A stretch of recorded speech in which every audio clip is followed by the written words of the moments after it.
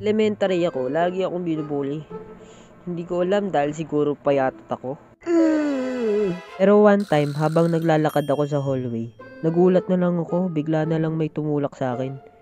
At hindi ko alam kung sinadya ba yun, kasi sobrang lakas ng puwersa niya. Ang pinakamalala pa, nung bumagsak ako, tumusok yung mata ko dun sa stick na pinagtatayuan ng halaman.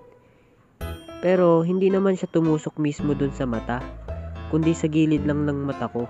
Kaya kung makikita nyo ako sa personal, meron kayo makikitang peklat sa mata ko. Naalala ko rin, same thing na pangyayari. Tinulak na naman ako. Ba't ba ang hilig niyo manulak? This time, nakita ko kung sino yung tumulak sa akin. Pangalanan natin na Ace. Si Ace, isa sa mga bully sa school. Sobrang yabang at siga niya. Ano, lalaban ka? Siya yung tipo na estudyante na palaging nasa guidance kasi mayroong ginagawang kalokohan. Ace, nandito ka na naman. Pangalawang beses mo na to ah. Pag umulit ka pa, papatawag ko na magulang mo. Huwag naman ma'am, hindi naman ako uulit eh. Nung tinulak ako ni Ace, dire-diretso ako dun sa may ginagawang kanal na merong nakausling bakal. Buti na nga lang di ako natuhog eh. Pero tumama yung tagiliran ko sa may semento. Sobrang sakit nun. Nung pag-uwi ko sinabi ko agad sa mama ko. Nireklamo ni mama yon. Ayun, meron siyang record sa guidance. Pero okay na kami. Isa pa sa naranasan ko, yung konyatan ako sa bunbunan oras-oras ng kaklase ko sa likod. Kulang na nga lang mabasag yung bungo ko eh. Tapos tinanong ko siya, bakit niya ginagawa yon? Sabi niya, wala, trip-trip lang.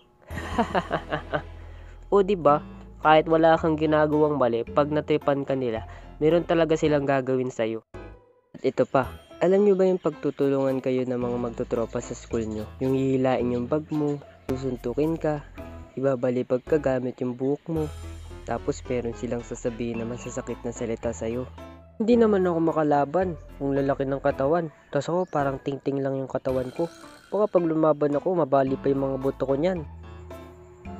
Natatandaan ko rin, meron tawag sa akin, yung binibigyan nila ako ng nicknames na ginagamit nila pang asar. Katulad ng kulang-kulang, pangit, sabog. Ano pa ba? Alam ko na. Ito ang mas madalas nilang tawag sa akin. Ang tawag nila sa akin nun, daga. Kasi daw nakita nila akong umiinom ng juice galing sa basurahan.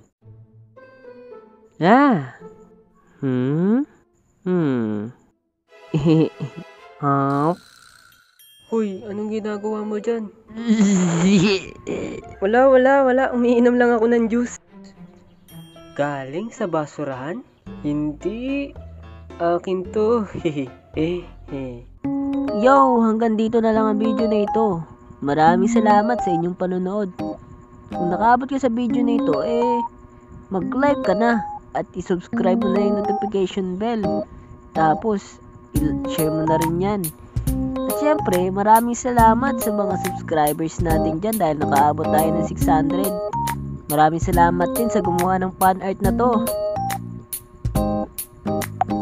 Talaga namang napaka-astig ng mga ginagawa nyo. Salamat din sa bumati sa akin ng happy birthday. Yun lamang, maraming salamat. Bye-bye.